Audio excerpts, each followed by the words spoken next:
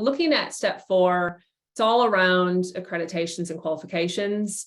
Different EAP providers and alternative use different terminology.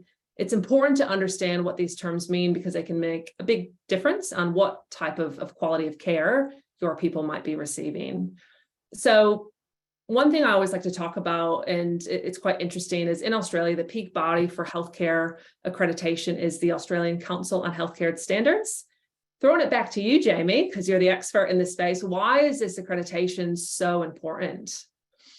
I mean, I'm an uber geek about it as a clinical governance lead, chief medical officer, but also as an employer. And the bottom line for businesses that accreditation is shorthand for quality, safety, and consistency and reproducibility of care.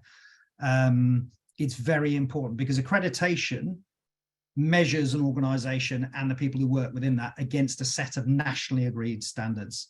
And certainly that's what every organization I've worked with in Australia has been accredited under ACHS. And what that means is when I go into that organization or I take my family member to a healthcare organization that's accredited by ACHS, I know that the clinicians are competent, credentialed, and experienced.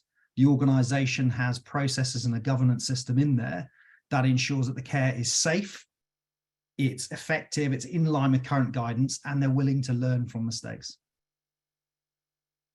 Thanks for that, Jamie. And I guess full on to that is some health professionals have protected titles and some don't. Jamie, can you quickly give us a rundown of protected job titles versus non-protected job titles? Yeah, absolutely. I'll keep it short. I mean, effectively under Australian federal law, it's similar in New Zealand, same in UK as well, where we also work, is there's a thing called protected titles. And these are titles that can only be used under law by people who have the appropriate experience, credentialing, certification and accreditation to practice in the area that they're working in. So within the kind of wellbeing area, that's typically specialist medical practitioners and medical practitioners, which is the long name for doctors.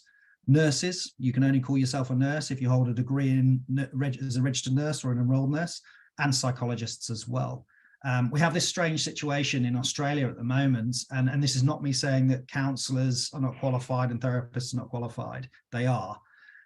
But anybody can use the title counsellor or therapist or coach in Australia. And to quote the federal government, you need not experience, qualification or credentialing to practice as a therapist or as a counsellor. And that's why accreditation matters, because when people hold a protected title, they're accredited by an external body. In Australia, that's AHPRA. In the UK, it's different councils. New Zealand, it's different councils.